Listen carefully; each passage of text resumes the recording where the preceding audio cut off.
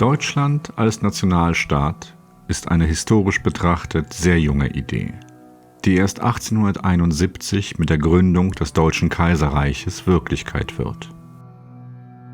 Es entsteht ein Gebilde, in dem nun Bayern, Rheinländer, Friesen, Brandenburger und viele mehr sich als Einheit begreifen sollen. Eine gemeinsame Identität muss her, doch es gibt Schwierigkeiten. Ein französischer, antikenbegeisterter Gelehrter, Humanisten hießen diese Leute, der konnte sich auf eine römische Vergangenheit berufen, lebte wohl in einer Stadt, in der römische Ruinen zu sehen waren, in der es Inschriften gab. Der Name seiner Stadt war alt und würdevoll, in vielen Texten erwähnt. In Deutschland, in den deutschen Ländern, um präzise zu sein, schämte man sich ein wenig, solche Pracht und solche Vergangenheit nicht zu haben, nicht bieten zu können. Nun musste man auf die dünne Quellenbasis zurückgreifen, die man finden konnte, und das war die Germania des Tacitus, eine Schrift, die nie dazu gedacht war, eine sich bildende große europäische Nation mit einer langen, glorreichen Geschichte zu versehen, sondern die man nur aus dem ersten nachchristlichen Jahrhundert heraus verstehen kann eigentlich.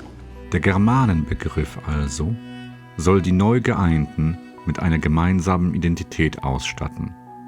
Doch der Begriff ist so unzuverlässig wie die antiken Politiker, die ihn zu ihren eigenen Zwecken erfunden und benutzt haben. Als Caesar die späteren gallischen Provinzen eroberte, musste er am Rhein halten und suchte nun Argumente, den Rhein als neue römische Grenze zu legitimieren. Was ihm einfiel, war zu argumentieren, dass die Barbaren auf der anderen Seite des Rheins viel wilder und gefährlicher, hemmungsloser und schwerer zu unterwerfen seien als die Kelten Galliens. Diese Argumentation untermauerte Caesar mit dem von ihm eingeführten, erfundenen Germanenbegriff, der eine neue barbarische Großgruppe zwischen Kelten und Skythen erstmals in der antiken Literatur etablierte. 50 Jahre nach Caesars Tod möchte ein anderer römischer Politiker mit demselben Begriff das Gegenteil erreichen. In dieser Germania greift Tacitus nun aus ganz spezifischen zeitgenössischen Interessen Caesars Germanenbegriff auf, übersteigert ihn noch einmal.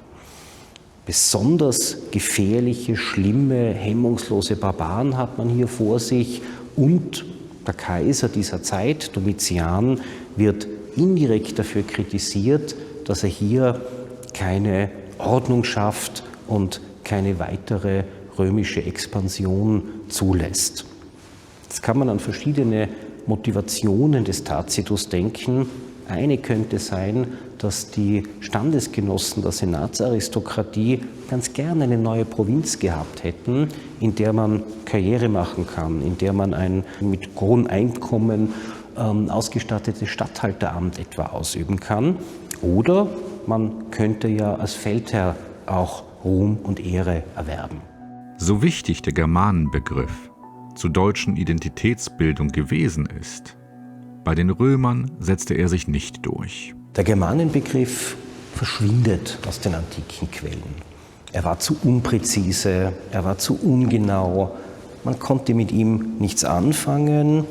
Je besser man die immer größer werdenden, militärisch organisierten Verbände an den römischen Grenzen kannte und je intensiver man mit diesen Verbänden von römischer Seite zu tun hatte.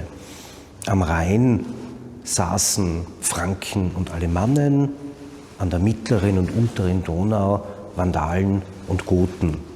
Die Vandalen und Goten, die wurden von antiken Autoren als Skythen bezeichnet, niemals als Germanen. Erst Jahrhunderte später, im 15. Jahrhundert, entdeckte man die Schrift des Tacitus wieder, erinnerte sich an Caesar und griff nördlich der Alpen begeistert den Caesar- und Tacitus-Germanenbegriff wieder auf. Das hatte ganz bestimmte politische Gründe, kirchenpolitische Gründe auch zunächst. Eine protestantische Kirche formierte sich in Opposition zur päpstlichen Kirche in Rom.